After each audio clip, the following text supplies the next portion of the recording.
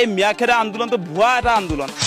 অৱস্থা বেয়া একদম ৰঙা চিঙা পৰি গৈছে হিমন্ত বিশ্ব শৰ্মা মই চাই আছো মানে মানুহটো কেলে ইমান কম হৈছে তো চাইছো মানে এইটো মিয়াখেদা আন্দোলনটো যেতিয়া বিফল হৈ গ'ল তেওঁ মানে সাংঘাতিক ধৰণৰ খং গোটেই লাল হৈ গৈছে মানুহটো মই চাইছো এই কথা বতৰাবিলাক আৰু এনেও আমি কৈ আছিলো যে এই মিয়াখেদা আন্দোলনটো ভুৱা এটা আন্দোলন এটাও মিয়া তাৰপৰা খেদিব নোৱাৰে আৰু অলপ দিনৰ কাৰণে খেদিব টকা পইচা এটোপোলা দিবগে যেতিয়া তাৰ পাছত আকৌ সেই মিয়া তাত আকৌ ওলাব সেইটো হৈ গৈছে আমাৰ প্ৰমাণ হৈ গৈছে যে আজি 6-7 মাহ মানৰ আগত মিয়াখেদা আন্দোলনটো এবাৰ প্ৰথম নহয় 6-7 মাহৰ আগতো হৈছিল সেই মিয়াখেদা আন্দোলন তেতিয়া ক'লে যে উজনি অসমৰ মিয়া মুক্ত কৰা হ'ল বুলি সেই সময়ত কোৱা হৈছিল আৰু সেই একেখিনি মানুহে যিবিলাকে মিয়া মুক্ত কৰিলে বুলি কৈছিল যিবিলাক জাতীয় সংগঠন নে কি সংগঠন নাজানো মিয়া মুক্ত কৰিলো বুলি কৈছিল আকৌ মিয়া মুক্ত শিৱসাগৰত কেনেকৈ মিয়া ভৰ্তি শিৱসাগৰ হৈ গ'ল সেই কথাবোৰ বতৰাবিলাক আপোনালোকে চাওক আৰু মোৰ এনেকুৱা লাগে এটা জাতীয়তাবাদী বুলি কোৱা মানুহবিলাক আপুনি সুধিবচোন জাতীয়তাবাদ মানে কি এটাও নাজানে সঁচাই কৈছো জাতীয়তাবাদ বুলি তেজত থাকে বুলি কৈ দিব জাতীয়তাবাদ মানে কি সেই কথাটো তেওঁলোকে নক'ব সুধিব লাগে সাংবাদিকবিলাকে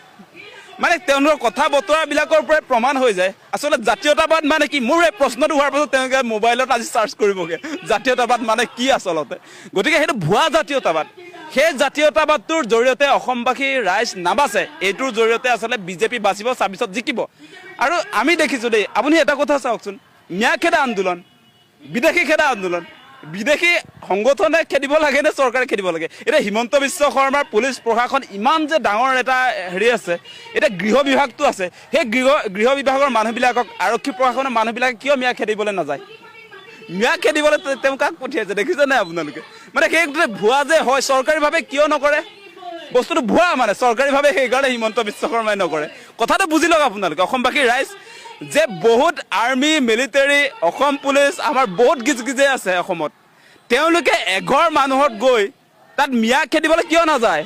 নোযোৱাৰ কথাটো মানে এইটো ভুৱা এইটো সংগঠনৰ কিছুমান মানুহক পেট সংগঠন বুলি ক'ব লাগিব হিমন্ত বিশ্ব শৰ্মাৰ পৃষ্ঠপোষকতাত সেই সংগঠনবিলাকে কাম কৰি আছে বুলি হিমন্ত বিশ্ব শৰ্মাই কৈছে এইটো মই কোৱা নাই গতিকে সেই কথা বতৰাবিলাক বুজি লওক যে এতিয়া মিয়া মুছলমানৰ বিৰুদ্ধে এটা ৰাজনীতি কৰিবলৈ গৈ মুখ্যমন্ত্ৰীয়ে কি কৰিছে যে 26ত তেওঁ আকৌতো জিকিব লাগিব মানে কাহিনীটো এনেকুৱা যে লোকসভাৰ নিৰ্বাচনত যোৰহাট আৰু শিৱসাগৰত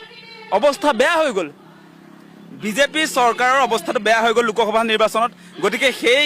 তাত অৱস্থাটো ভাল কৰিবৰ কাৰণে কি কৰিব লাগিব মানে সিহঁতৰ মাথা বেয়া হৈ আছে হিমন্ত বিশ্ব শৰ্মাৰ মাথাটো বেয়া হৈ আছে কাৰণটো কি যে লোকসভা নিৰ্বাচনত গোটেই দিছপুৰটো উঠি গৈছিলে যোৰহাটত তাত বাহৰ পাতি লৈছে মানে এই লোকসভাৰ যিটো ইলেকশ্যন আছিলে তাৰ পাছতো তেওঁলোকে পৰাজয় বৰণ কৰিলে তাৰ পাছত ভাবিলে যে এতিয়া কি কৰিব পৰা যায় মানে অসমত এটাই কাম কৰিব পাৰি মানুহক দুভাগ কৰিবৰ কাৰণে হিন্দু মুছলমান এতিয়া ভুৱা নাটক এটা কৰিব লাগে মিয়াখেদা আন্দোলন